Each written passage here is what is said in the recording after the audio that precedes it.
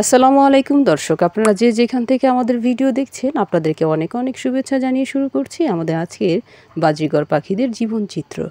গতানুগতিক এই বাজিঘর পাখিদের জীবনচিত্র আমি আপনাদের সামনে তুলে ধরেছি বিভিন্নভাবে, বিভিন্ন ধরনের, বিভিন্ন সময়। তো হচ্ছে যে আজকে এই বাজিঘর পাখিদের জীবনচিত্রের মধ্যে থাকছে মায়ের গল্প।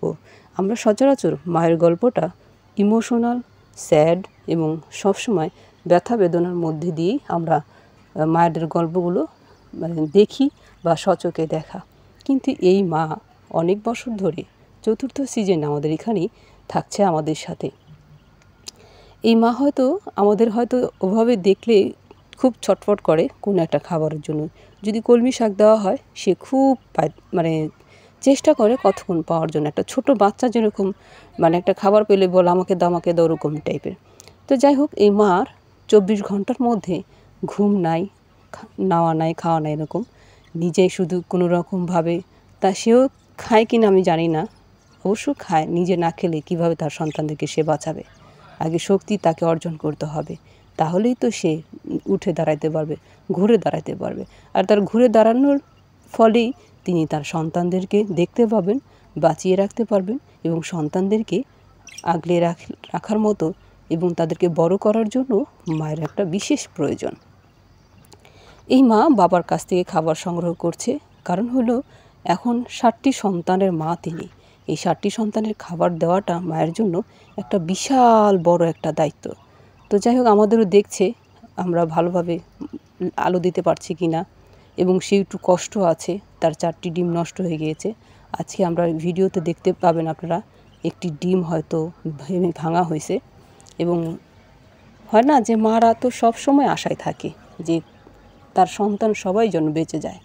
তো এই মায়ের 4টি সন্তান, তো 4টি ডিম ফুটে নাই, 7টি ডিম ফুটেছে। 7টি ছানারই মা মুখ দেখতে পেয়েছে। এই যে মায়ের খাওয়া, তিনি যে খাবার সংগ্রহ করে সব সন্তানদের মুখে মুখে বিলিয়ে দিচ্ছেন, তাকে আমরা কখনোই নিদ্রায় দেখতে পাইনি। 24 ঘন্টার মধ্যেই তিনি খাবার নিচ্ছেন আর খাবার খাইয়ে দিচ্ছেন, খাবার নিচ্ছেন আর খাবার খাইয়ে দিচ্ছেন। এভাবেই এই মায়ের এই সময় পার হয়। তবে তখন সে নীরব থাকে বা একটু ঘুমায়, সেটা হচ্ছে যখন সে নতুন ডিম দিবে, তখন একটু হয়তো ডিমের উপরে বসে থাকতে হয়, ওই সময় তোকে একটু ঘুমান। এছাড়া মনে হয় না এই মা একটু চোখে নিদ্রায় দেন বা চোখে একটু ঘুম আসে বা এরকম। তো হচ্ছে যে বাবার সাথেও মাঝে মাঝে দেখা হয় যে সে দুজনই বসে হয়তো খাবার সংগ্রহ করার জন্য দুজনে একত্রেই যায়, একত্রে খাবার নিয়ে আবার হয়তো এই সন্তানদের কাছে ফিরে আসে। তো এই সব সন্তানগুলো কোনো মতে এবারে আমাদের 4র্থ সিজনে লাকি কপাল, সব আল্লাহর রহমত, আল্লাহই দিয়েছেন। এই 7টি সন্তান কোনো রকম বেঁচে আছেন। তবে সর্বশেষ যে 2টি ছানা, ওদের হয়তো চোখ ফুটেছে কি না আমি ভালোভাবে দেখতে পারছি না, তবে আমার মনে হয় চোখ ফুটেছে। কারণ হলো দেখলাম যে একজন আরেকজনের উপর ধাক্কা দিচ্ছে বা মাকে দেখলে দৌড়ে আসতেছে, খাবার সংগ্রহ করতেছে। আবার হচ্ছে যে কারোর সংস্পর্শে যাচ্ছে। তারপরে হলো অন্যান্য সন্তানরাও দেখলাম যে একটু ঠোকর মারছে। তো যাই হোক দর্শক, এই সন্তানরা বড় হলে বা এরাই হয়তো আগামীতে হয়তো অন্য কারো খাঁচায় বা অন্য কারো ঘরে যাবে। তবে এই জাত আমরা বেশি দিন ধরে রাখতে পারি না এই ছানাগুলোকে।